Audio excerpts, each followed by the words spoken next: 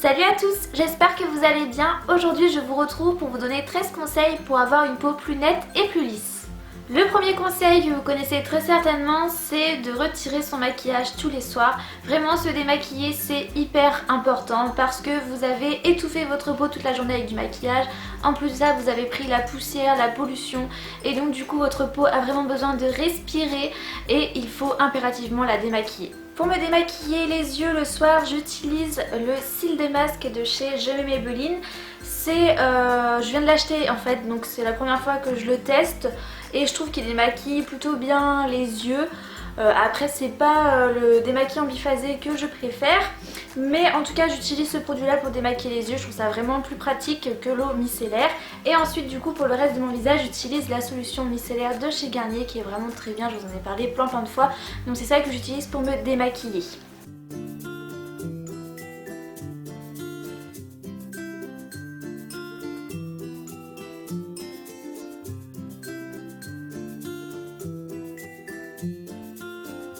Si vous avez vraiment la flemme, vous pouvez également utiliser des lingettes que vous pouvez par exemple placer sur votre table de nuit, et si vous avez zappé de vous démaquiller ou que vous êtes trop fatigué, vous pouvez vous passer un coup de lingette, ça sera vraiment mieux que de ne rien faire. Le deuxième conseil que je peux vous donner, et je pense que vous le connaissez aussi, c'est de laver votre peau matin et soir. Surtout si vous avez une peau sujette aux imperfections, je vous dirais vraiment de bien vous laver la peau le matin et le soir. Pour nettoyer ma peau le soir, j'utilise ce produit là de la marque Cosly. C'est un produit bio et il s'appelle Cosmousse. C'est pour les peaux sèches et sensibles et c'est un nettoyant doux sous forme de mousse. Je l'adore, donc une fois que je démaquille ma peau, je nettoie avec ce produit là.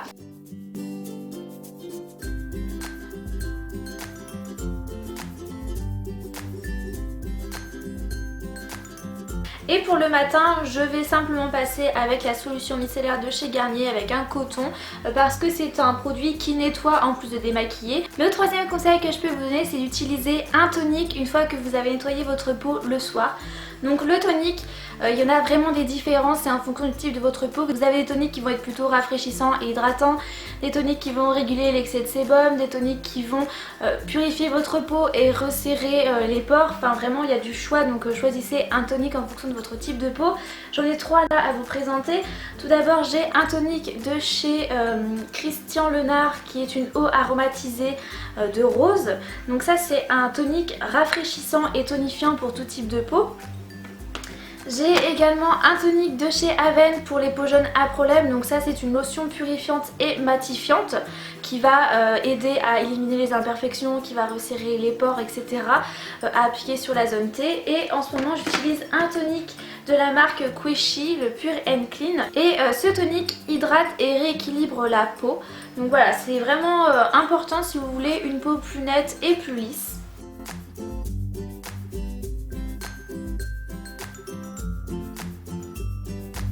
Quatrième conseil que vous devez aussi forcément connaître, c'est de bien hydrater votre peau. C'est hyper important pour avoir une jolie peau. Que vous ayez une peau mixte, une peau grasse ou une peau sèche, il faut toujours hydrater votre peau. Il faut juste simplement adapter le produit à votre type de peau. Donc le soir je commence par hydrater ma peau avec un sérum de chez Florence Nature. C'est le sérum Nuit à l'immortel à l'extrait de laminaria tout type de peau. C'est régénérant et oxygénant. Vous n'êtes pas obligé d'utiliser un sérum. Vous pouvez simplement utiliser votre crème de nuit. Mais c'est vrai que le sérum va apporter une hydratation en plus et va préparer votre peau pour recevoir la crème ensuite. Et j'utilise une crème de chez Mixa, c'est une crème nutritive à l'huile d'onagre qui contient 5% de glycérine, c'est pour les peaux sensibles et sèches. Je l'utilise pour la nuit parce qu'elle est trop riche je trouve pour la journée. Et le matin pareil, j'utilise un sérum. C'est le sérum de jour à l'Edelweiss et au moringa détoxifiant et anti-pollution. Je l'avais eu en cadeau lors d'une commande Florence Nature, donc je l'utilise vu que c'est un sérum de jour.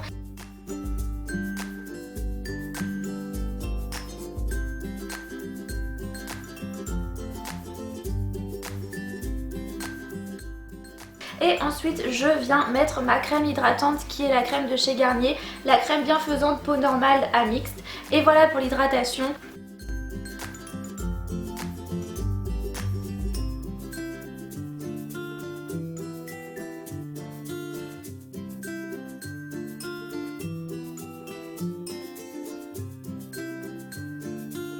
Le cinquième conseil que je peux vous donner, c'est de traiter votre acné. Pour ça, il existe différents produits. Vous avez des crèmes qui contiennent du peroxyde de benzol qui va permettre d'éliminer les boutons, de purifier votre peau, et vous avez également des produits à appliquer localement sur le bouton. Donc j'en ai deux à vous présenter. Donc j'ai un petit produit de chez Vichy, le Normaderm Yaluspot, qui est un soin ciblé action rapide, anti-imperfection, anti-marque. En plus de ça, il est antibactérien et c'est un produit non comédogène. Donc c'est un produit que vous allez venir appliquer localement sur le bouton. Ça va l'assécher, ça va éviter qu'il y ait des marques, etc. Et j'ai également un produit de La Roche-Posay, c'est le Effaclear AI, qui est un correcteur ciblé des imperfections locales. Pareil, à appliquer sur le bouton et il va faire disparaître le bouton plus rapidement, le traiter. Donc ce ne sont pas des produits miracles, c'est pas extraordinaire, ça marche, mais voilà, c'est pas non plus de la magie. C'est surtout utilisé quand vous avez un petit bouton qui s'est égaré. Si vous avez une zone avec plusieurs boutons, ça ne va pas marcher. C'est vraiment sur un bouton, un petit bouton qui s'est perdu. Là, ça va marcher. Mais si vous avez une grande zone d'acné, c'est pas le genre de produit qu'il va falloir utiliser. Si vous avez de l'acné sévère, vous pouvez également aller chez le dermatologue qui pourra vous conseiller, qui pourra vous dire quel type d'acné vous avez, etc. C'est lui vraiment qui pourra vous dire quels sont les produits que vous pouvez utiliser, que vous devrez utiliser pour votre acné. Donc voilà, si vous avez l'occasion, allez chez le dermatologue, je pense que c'est une des meilleures solutions. Ensuite, vous avez également l'huile essentielle d'arbre à thé, c'est ce que j'utilise moi maintenant pour mes boutons. J'avoue que je n'utilise plus ces deux produits là parce que je trouve que l'huile essentielle d'arbre à thé est beaucoup plus efficace. Donc voilà comment ça se présente, c'est un petit flacon, enfin c'est une huile essentielle quoi, tout simplement, comme ceci, et vous venez mettre une goutte sur un coton-tige et vous allez appliquer du coup avec le coton-tige l'huile essentielle sur vos boutons. Donc n'en mettez pas trop parce que c'est une huile qui pourrait brûler votre peau, donc vraiment mettez-la sur le bouton. Et c'est un produit qui va désinfecter le bouton, qui va l'assécher. C'est hyper efficace, vous en appliquez jusqu'à ce que le bouton disparaisse. Vous pouvez en appliquer plusieurs fois par jour si vous le souhaitez. Et je trouve que c'est un produit vraiment super efficace. Vraiment, je trouve que dès que j'ai un bouton qui pointe le bout de son nez, vite fait le soir je mets une petite goutte d'huile essentielle et le bouton va repartir sans sortir. Donc c'est vraiment génial. C'est une odeur par contre qui sent assez fort, mais pour ses bienfaits vraiment je vous la recommande. Et ensuite, pour traiter votre acné, vous pouvez utiliser des masques et des gommages. C'est important de faire des gommages pour enlever toutes vos petites peaux mortes. C'est pareil, il existe des gommages destinés aux peaux sèches ou aux peaux mixtes, à grasses, etc. en fonction de votre type de peau. Donc moi, comme gommage, j'utilise en ce moment un gommage doux purifiant pour les peaux sensibles de chez Aven. Et j'ai également un gommage de chez Yves Rocher qui est tout type de peau, il me semble.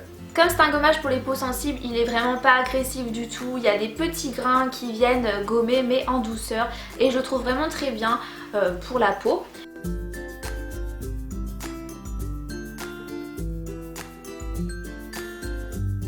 Et j'ai ensuite deux masques à vous présenter. Donc, j'ai un masque de chez Aven, c'est le Cleanance, masque désincrustant absorbant pour les peaux jeunes à problème. Donc c'est un masque qui va vraiment désincruster la peau, qui va absorber l'excès de sébum, qui est vraiment très bien pour les peaux à problème.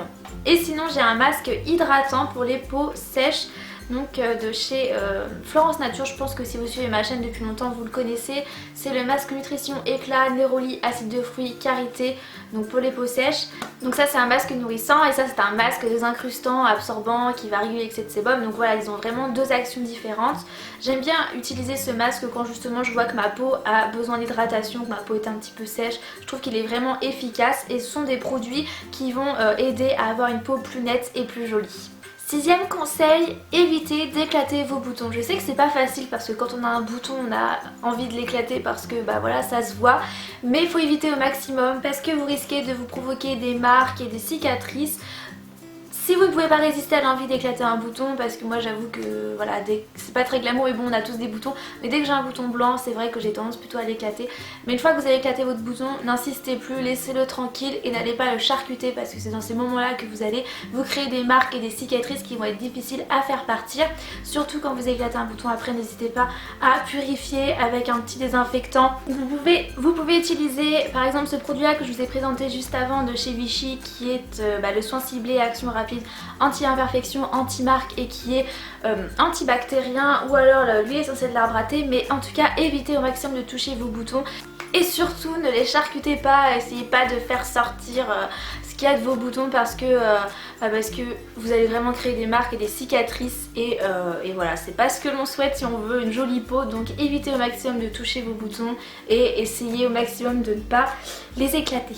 Septième conseil, évitez de toucher votre visage. Vraiment, avec les mains on touche tout, même si vous vous lavez les mains le plus souvent possible dans la journée, vous allez forcément avoir de la saleté, vos mains créent de l'huile et donc si vous les mettez sur votre peau, vous allez vraiment salir votre peau et vous risquez de boucher vos pores et donc de faire des boutons, etc.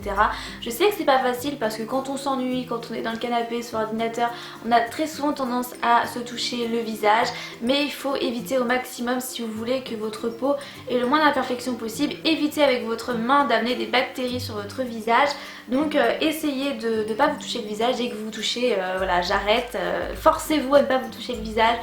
Ça aidera votre peau à avoir moins d'imperfections. Pareil, quand vous téléphonez, évitez de coller votre téléphone contre votre peau parce que on touche constamment notre téléphone avec nos mains, il traîne partout. Donc évitez vraiment de coller votre téléphone à votre joue, vous éviterez ainsi d'avoir des imperfections supplémentaires. Huitième conseil, utilisez du maquillage frais et des produits frais. Ce que je veux dire par là, utilisez des produits qui ne sont pas périmés. Vous avez une date derrière chaque produit, donc là par exemple derrière le gommage c'est marqué 12 mois, derrière la crème de jour c'est marqué également 12 mois et derrière chaque produit normalement c'est marqué une date, 6 mois, 12 mois, 18 mois. Et oui, le maquillage se périme. Je sais qu'on est très nombreuses à garder du maquillage qui a dépassé sa date parce que clairement on va pas jeter un rouge à lèvres qui nous a coûté 20 € ou plus. C'est vrai que les rouges à lèvres ça peut durer longtemps, on a tendance à se créer une grosse collection de maquillage avec des palettes, etc. Même les palettes, les fards se périment, mais clairement si on a acheté une palette à 50 €, on n'a clairement pas du tout envie de l'acheter, même 3 ans après. Mais essayez quand même au maximum de faire attention à ça. Dès que vous voyez que le produit a changé d'odeur ou d'aspect, jetez-le parce que c'est quand même des produits que l'on va mettre sur notre visage, le maquillage, etc. Faites attention également au fond de teint, également aussi aux crèmes que vous pouvez utiliser, au gommage, etc. Sentez vos produits et si vous voyez que l'aspect a changé ou que l'odeur n'est pas la même, jetez-les.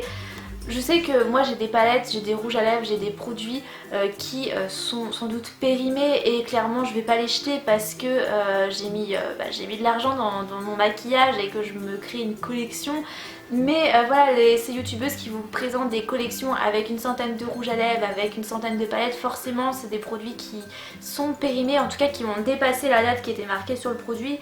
Après si la texture n'a pas changé, si l'odeur n'a pas changé, mais à partir d'une certaine date, il y a les bactéries qui vont proliférer dans vos produits. Donc faites attention à ça, surtout si vous êtes sujette aux imperfections. Neuvième conseil, nettoyez régulièrement vos pinceaux et vos éponges à maquillage parce que forcément il y a de la poussière qui s'accumule dans vos pinceaux, des bactéries, etc.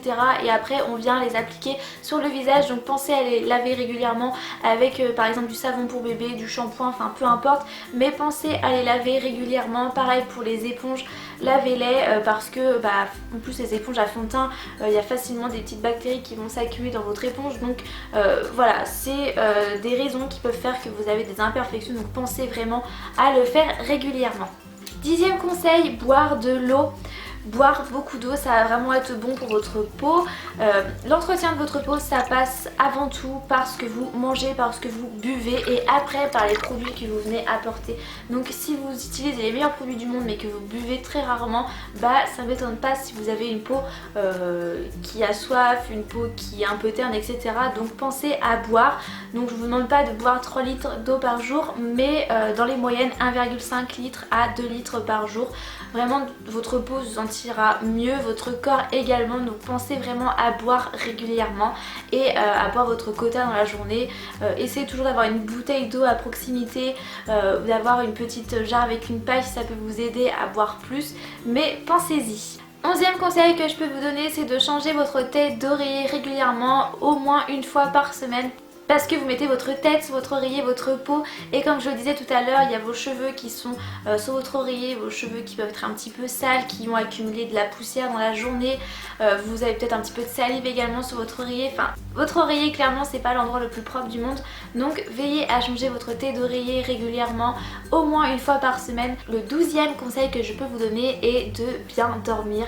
de bien respecter votre quota de sommeil de 7 à 8 heures et un sommeil de qualité. Votre corps vous en remerciera et également votre peau, c'est super important de dormir. Donc évitez de rester sur l'ordinateur, sur les réseaux sociaux jusqu'à 1h du matin et sachant que vous vous réveillez à 6h, 6h30. Vraiment bien dormir c'est important pour la peau, c'est important pour votre corps. Donc n'hésitez pas à passer de bonnes nuits et des nuits de qualité. Surtout donc mettez toutes les conditions pour bien dormir, un bon oreiller, une bonne couette, etc. Et voilà. Et le dernier conseil que je peux vous donner, c'est de manger plus sainement. C'est super important déjà pour votre corps et également pour votre peau.